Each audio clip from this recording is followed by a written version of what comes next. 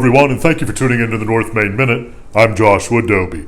There's been quite a lot. If you have taken a look at any of the news here over the last couple of weeks with regards to the political realm of things, with regards to the information technology end of things, especially if you're looking at things like CrowdStrike and Microsoft, those kinds of things, big events that have shifted a lot in terms of public thinking and certainly in terms of emotional and psychological impact as it makes its way through our media systems. So we've had a lot of questions about, okay, well, what do we do? How do we think about the financial markets, or should we think any differently because of these things? It's a great question. Understand the spirit. 3 things here that you want to keep in mind.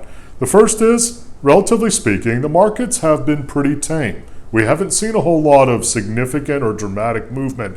That in and of itself isn't the point, but rather the point is, make sure that you understand the context of what's happening, meaning that don't make rash decisions simply because something big has happened. A lot of folks want to do that. A lot of folks, when they see or experience something, they want to make a reactionary kind of movement.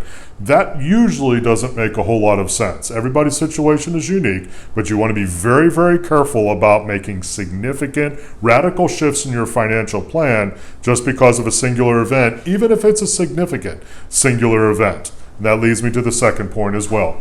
These kinds of things, even though it hasn't seemed that way here recently, but these kinds of things happen all the time. And the easiest way to give context to what we're looking at here is to take a look at history. Not because these events are exactly like what we've had in our history, but because we've had a number, dozens, hundreds of significant geopolitical financial events in our history, and time and time and time again, it has made sense to buy the good things and hold on to them for the long term. Doesn't mean that everybody should just buy and hold forever, but it does mean that sticking to a good plan can be very beneficial over the long term, even when in the moment it doesn't feel like that may be as settled as you want to be. That brings me again to the last and the third point here. When you're looking at your financial plan, you want to take a look at it for the long term. Even if you're in retirement, even if you're significantly into retirement, you may say, well, I don't have that many years left, so I really can't look into the long term. I'm talking about getting beyond the emotion of the moment. As crazy as it sounds, we're eventually going to be beyond this presidential election season.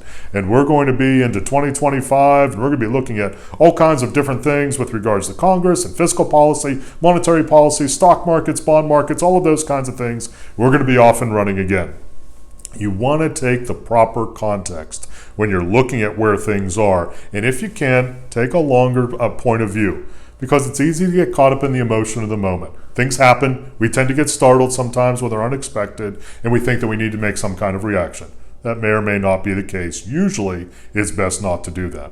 If you'd like to reach out to us at North Main Financial Group, perhaps talk about these pretty incredible scenarios that have gone on here over the last couple of weeks, whether they be financial, information technology-wise, politically, all of those kinds of things. What does it mean for your financial plan? We'd love to hear from you, northmainfinancial.com.